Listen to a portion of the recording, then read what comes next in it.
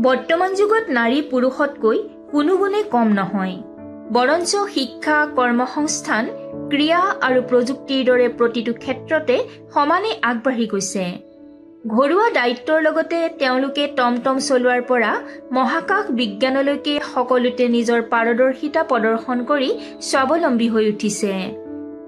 নাৰী হৈছে সমাজৰ সবল শক্তি আৰু প্ৰেৰণাৰ উৎস। নাৰীয়ে ইচ্ছা কৰিলে সমাজত পৰিৱৰ্তনৰ সূচনা কৰিব পাৰে। AC নিউজ অসমৰ তৰফৰ পৰা মই দীপাঞ্জলি দাসে আপোনালোক সকলোকে স্বাগতম জনাইছোঁ। প্ৰিয় দৰ্শক, মই বৰ্তমান উপস্থিত আছোঁ এনে এগৰাকী নাৰীৰ কাষত, এনে এগৰাকী মহিলাৰ কাষত। তেখেতে টমটম চলাই জীৱন নিৰ্বাহ কৰাৰ লগতে নিজৰ দুটা সন্তানক পঢ়ুৱাইছে। যি কাম আগতে পুৰুষে কৰিছিলে, এতিয়া সেই কাম মহিলায়ো কৰিবলৈ লৈছে। গতিকে এই মহিলাগৰাকীক আমি অকস্মাতে ইয়াত দেখা পালোঁ, তেখেতে টমটম চলাই থকা অৱস্থাত। গতিকে আহকচোন, তেখেতে কি কাৰণে টমটম চলাবলৈ বাধ্য হ'ল এই বিষয়ে আমি তেখেতৰ সৈতে কথা পাতোঁ। নমস্কাৰ।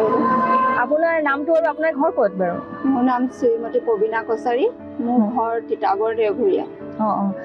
আজি আমি দেখিছোঁ যে আপুনি এগৰাকী নাৰী হৈ এনেকৈ টমটম চলাইছে, ভাড়া মাৰিছে।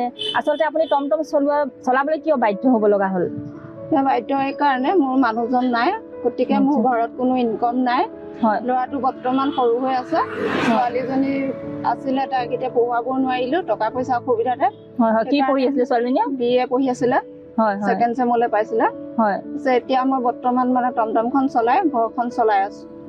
আপুনি কেতিয়াৰ পৰা চলাইছে? আজি মোৰ 26 জানুৱাৰী পাছৰ পৰা চলাইছোঁ, পিছদিনাখনিৰ পৰা 27 জানুৱাৰীৰ পৰা চলাইছোঁ। তাৰ আগত মই এনেই গাঁৱত চলাই আছোঁ, শিকি আছিলোঁ, 6 মাহ হৈছে বিনা।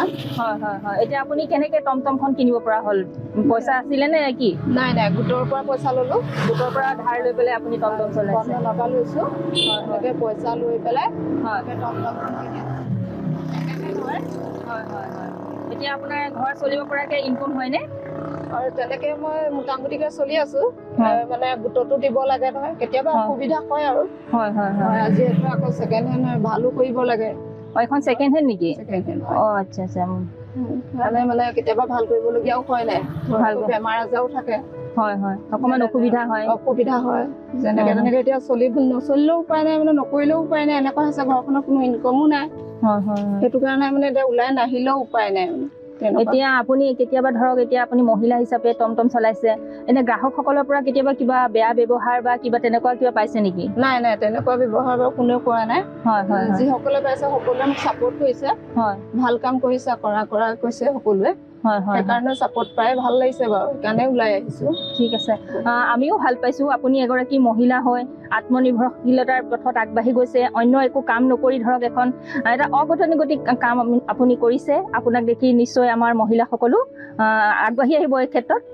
প্ৰিয় দৰ্শক, আপোনালোকে দেখিলে এইগৰাকী মহিলাই ঘৰ চলাবৰ কাৰণে এটা আত্মনিৰ্ভৰশীলতাৰ পথ বাছি লৈছে। এয়া নিশ্চয় এটা সাহসী, তেখেতৰ যি সাহস সেয়াই বহুতো মহিলাক নিশ্চয় অনুপ্ৰাণিত কৰিব। প্ৰতিটো সত্য বাতৰিৰ বাবে চাই থাকক AC নিউজ অসম।